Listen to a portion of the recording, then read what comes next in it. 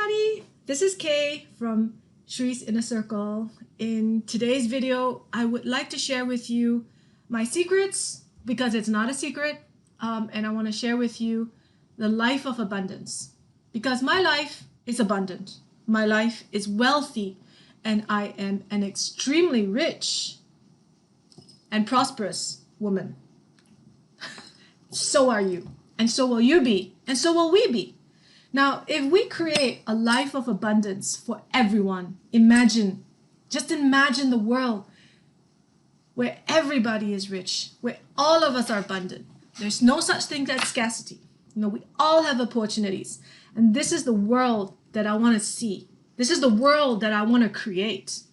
Forget about the actual world. I want to visualize and manifest a world of abundance in my life, and in yours, and in everybody.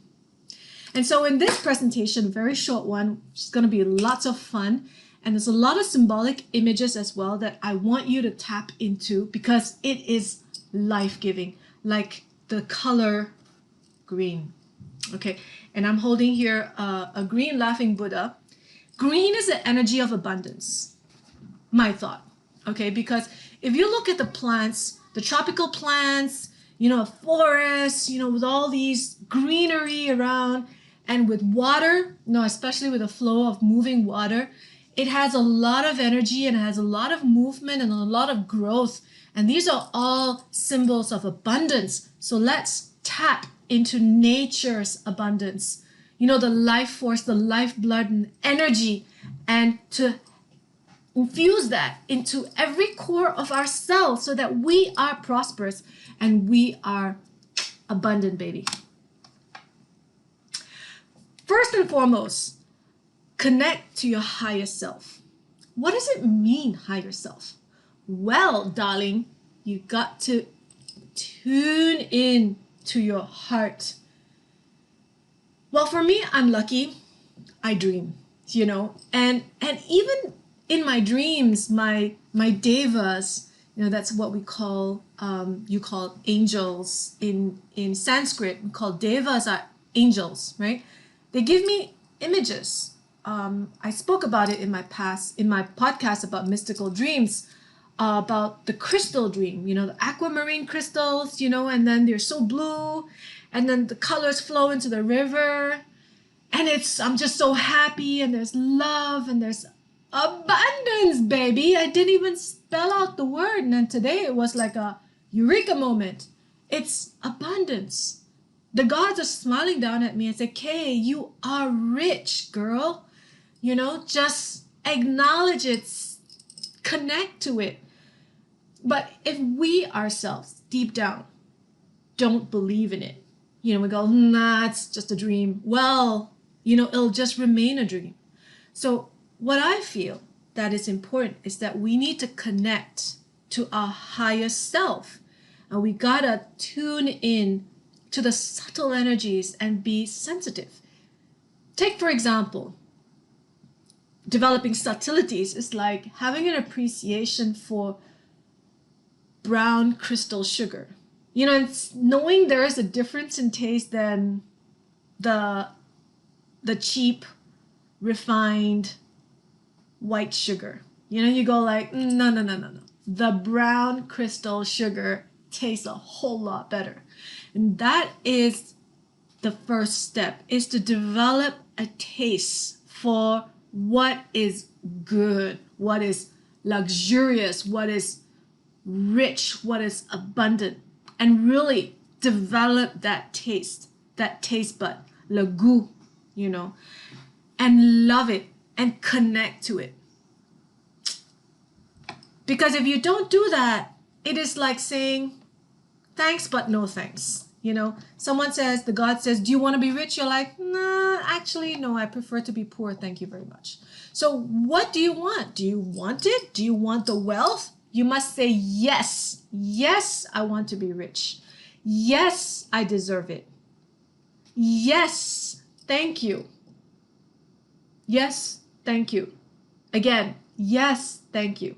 With open arms and a big smile. Yes, thank you. And connect and say yes to life. Say yes to opportunities. Say yes. Okay, this one is huge.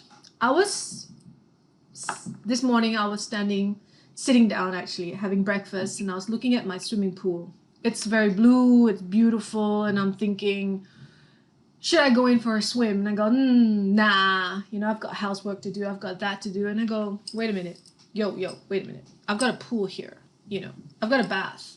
I can go for a jacuzzi bath. Why don't I do that? So yesterday I allowed myself to actually have a nice bubble bath with magnesium salts, lit up candles, just for me. Just for me. Pamper, indulge, and enjoy just for moi. Okay? So that is a big game changer. Why? Because you see, my grandmother, my mother, my grandmother, I've got this lineage. Look into your lineage. What do you hear your parents talk when you're saying indulge in yourself? Because you can have a huge mansion, you just don't allow yourself or don't permit yourself to enjoy the space because of what your mother, your father, your grandparents have been telling you that no, you cannot waste your time enjoying yourself. You got to be working, you got to be doing something, and you cannot just sit there and just be. No, I think that was a huge revelation. That is a slave mindset. It's like keep on working because you're afraid that things are scarce. You cannot stop to enjoy. And I think that's ridiculous. Developing a life of abundance is first, do you appreciate what you have, baby? What's the point of amassing all that wealth if you don't know how to enjoy the finer things in life, right? So very first step is allowing yourself, permitting yourself, prioritizing you. That's right, that's you. Prioritize you before anybody else. It's to say, to be selfish? Hell yeah, it's to be selfish.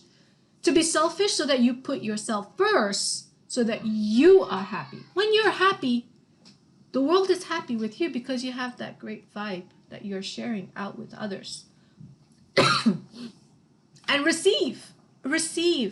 Allow yourself to receive. Open up yourself and allow yourself to receive. And no guilt. Go for that spa treatment. Go for the bubble bath. Just dive into life. Indulge. In this picture, this is Jaipur in Rajasthan. This is the picture in my dream. And it is a picture of immense wealth, of immense prosperity. There's a lot of finer details in the architecture of the castle. I'm sorry. Prosperity and scarcity is like yin and yang. It's the opposites. And it's a mindset. It really is a mindset. When I think of scarcity, I think of constriction. Of being very confined and fearful. There is fear. And this again, I think of my ancestors. I have very, very rich ancestors from my parents' side, both parents' side. And they lost a lot of their wealth because of, history. So I feel that there is a sense of fear of losing the wealth. Wealthy people can also be living in fear. Fear that you're going to lose it all. Fear that someone else is going to come and rob from you.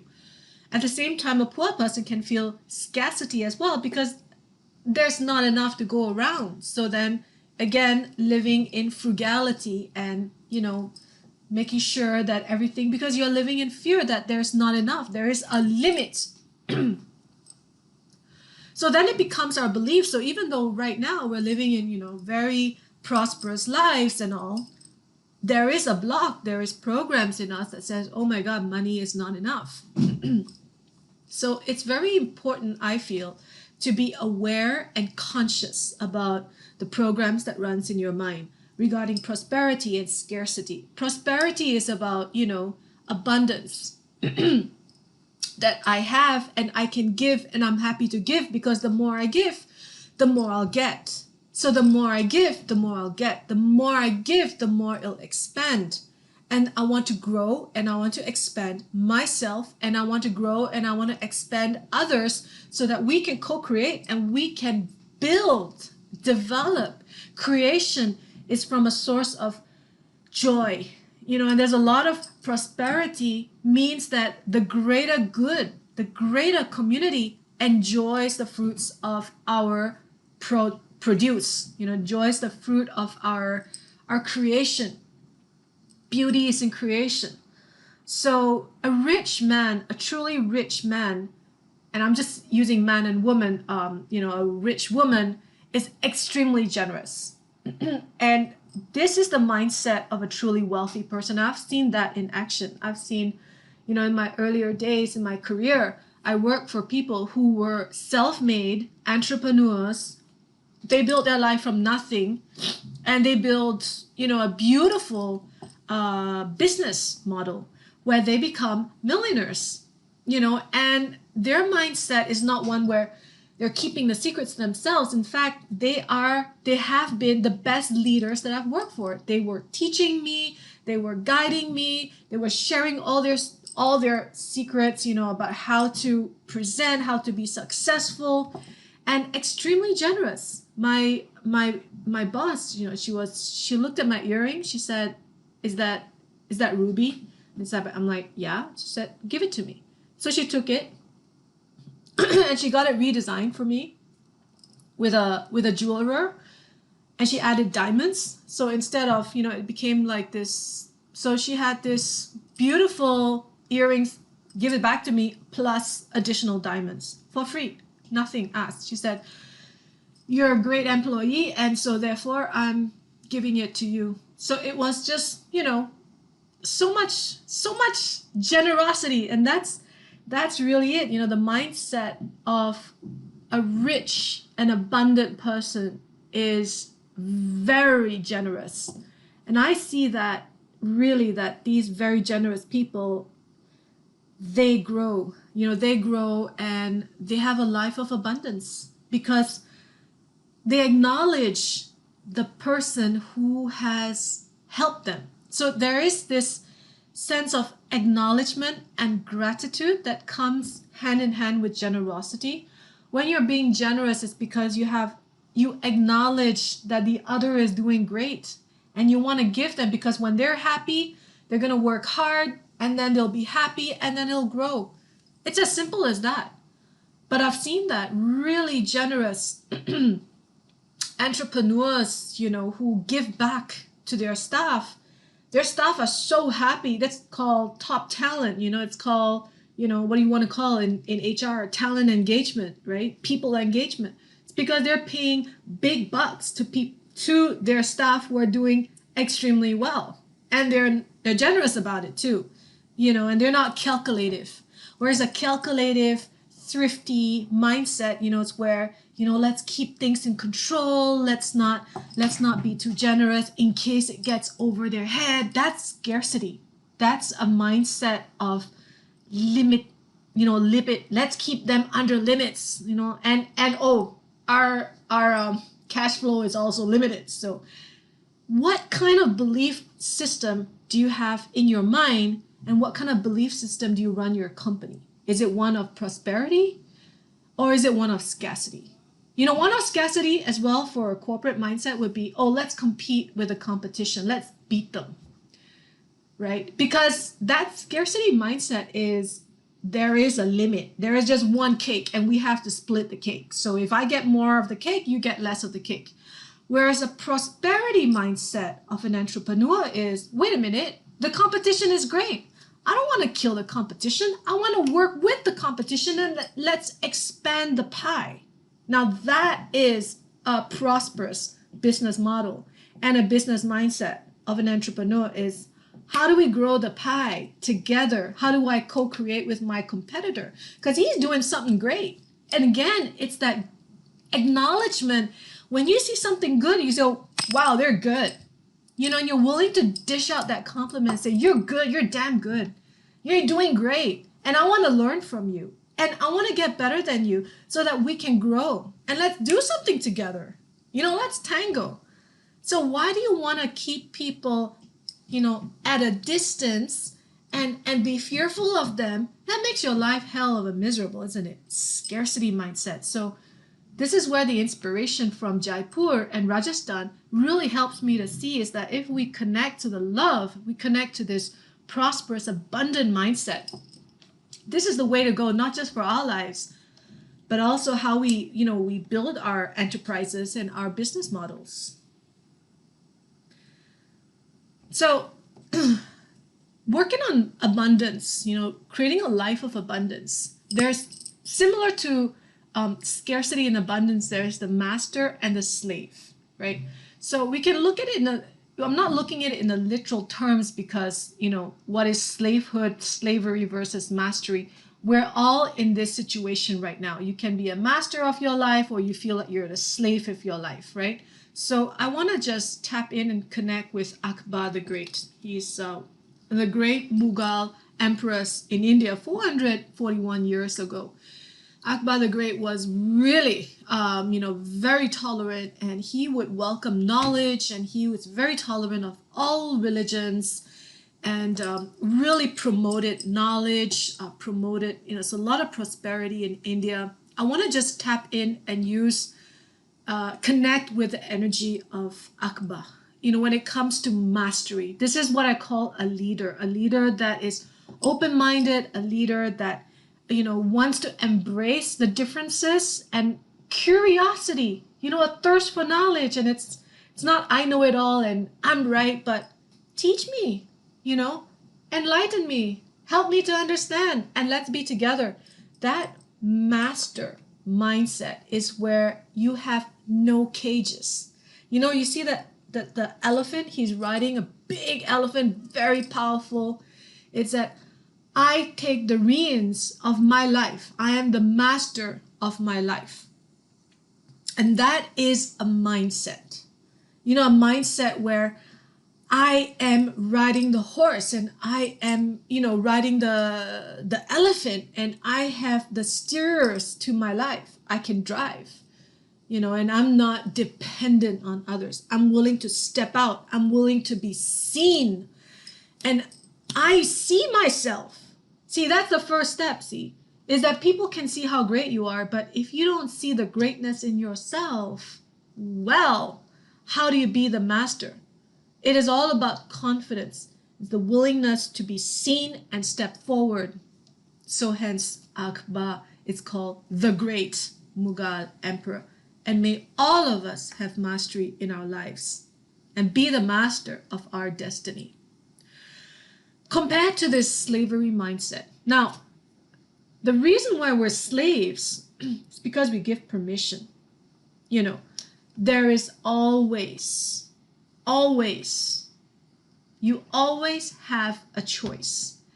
The reason why we're kept in slavery is because we gave our choice away. We gave our freedom away. What are the decisions that you're making every minute, every hour, is a reflection of whether you have the mastery mindset or the slave mindset. Are you complaining about your job? Are you complaining about your situation in life? Well then, what are you doing to change it? Are you just saying, no, but it's like that? You just relinquish it to fate, or are you doing something about it? There is, and this is true, if you have been kept in slavehood for a long time, the moment the cages of the door, the bird cage is open, the bird will not fly away because the wings have been clipped for so long that the bird no longer believes that it can fly. So when the doors of the cage is open, well, the poor bird feels safe in his trap, feels safe in his limited confined space. And that's the thing. It's not to stop the blame game and stop blaming, the people who are enslaving you, and ask yourself, am I afraid of myself? Am I afraid of stepping out into the light? Am I afraid? I'm not walking away from that bad marriage because, well, at least I know it's bad. There's some kind of security in knowing what to expect? Well, see, that's the thing. What are your beliefs that's trapping you, enslaving you? These are the belief systems. You might have inherited this from your parents, your grandparents, or from your, society, but they're only beliefs. What we have is the power to unknot those beliefs. It might take some time to unravel the knots, to untie the knots, to untangle, to unravel. The moment you see the knots is the moment that change is going to occur. The reason why we stay in slavehood is because we're not even aware that we're slaves. The moment you step up to the power is because you realize that there are these knots and that there is a possibility to untie these knots step by step. You don't have to do this overnight. Rome was not built overnight. There is the technique of Kaizen. Take the first 3 baby steps. That's it. You can walk, you think, oh my God, this big mountain is... Take the first 3 baby steps out of slavery. But first thing is to acknowledge that, yes, I am in a cage. Yes, I am being bounded. How then do I unbound it? It's just to first see and acknowledge that I have given my power away. And that the moment you decide that, nope, I am not giving my power away, then this energy is going to dissolve. So the first very important thing is that I really wish that we're all free from slavery. It's all within our mindset. You always have a choice. Put yourself first. And like my orca father, who is my spirit guide, this is the message that he has for everyone is be bold. Be courageous. It's not like this that you're going to make a change. You got to be bold and step up. You've got what it takes. Believe in yourself. And you see that. Take inspiration from others. Take inspiration from what you see from others and take their strength. Borrow their strength. There's a saying, you can borrow and tap in to other people's strength. It is your ego that's telling you, I don't wanna. It's your ego. You can borrow from other people's strength. You can get inspired. But it is the ego that is keeping us enslaved. My mom always says, oh, I'm a slave of love. It's her choice to be a slave of love. I never asked her to be a slave for me. She wanted to be a happy slave. So that's that notion of being the happy slave. It's that I'm so good at what I'm doing that no one else can do it better than me. So therefore, I will do all the housework and I don't accept any help from others because they're not doing it as well as I. So therefore, you end up being the slave. You end up in your corner doing the same thing over and over again because you feel that, well, I'm so good at it, no one else is better than me, so therefore I continue doing it and I don't trust others to do a good job. You end up being a slave, right? Because you're not going to delegate, because you cannot accept that other people could do it in a different way, maybe less better, but they could do it in a different way, and it spares you the time to do something else. And that leadership aspect comes in again, like in management. I've got a really good, inspiration from one of my bosses when I was working in Harley Davidson. And he would say, Peter would say, Kay, I hire people who are way better than me. It's like he's hiring, he says, I'm hiring for people who are way better than me. You know why? Because then they'll get to do my job and I can do something else.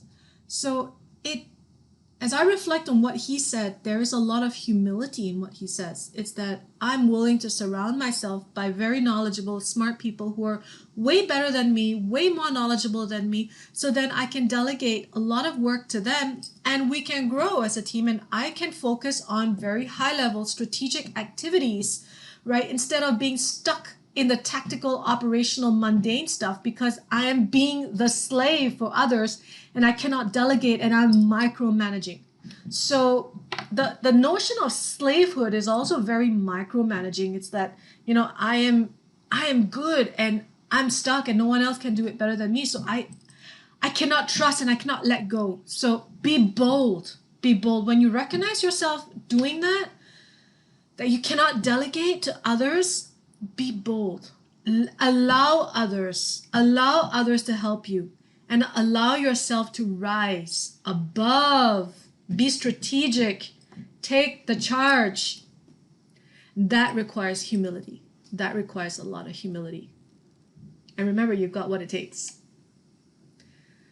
So finally, connecting to abundance, connecting to wealth, there is this symbol of the laughing Buddha, very compassionate, full of abundance and wealth. You can rub on his belly, and you will see that he is smiling down on you.